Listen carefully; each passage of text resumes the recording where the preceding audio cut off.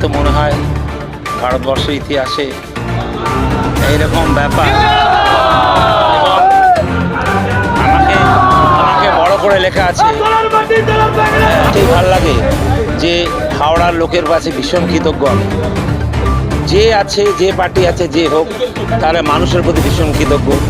তাদের প্রতি অনেক শ্রদ্ধা জানানো। এই বাচ্চারা এসছে আমাদের, বাচ্চারা এসছে আমাদের, সবাই এসছে, ছোটরা, এদের কাছে শুভেচ্ছা সবাইকে। আমার মনে হয় এত বড় একটা ব্যাপার যে 4 বার পর একটা এমপি হয়েছি আমি, আর আমি খেলোয়াড় মানুষ, ভারতবর্ষের ইতিহাসে কেউ নেই। সৌভাগ্য আমার। এবং আমি তো মন দিয়ে কাজ করি, সব করি, এবং একজন দুজনকে আমার সবসময় ভুলবো না। পার্টির সবাইকে আমি ভুলবো না। পার্টির লোকেরা ভালোবাসে, পার্টির লোকের সাথে কথা, বাচ্চা ছেলেরা এত কাজ করে, ওরা না থাকলে আমরা হব না।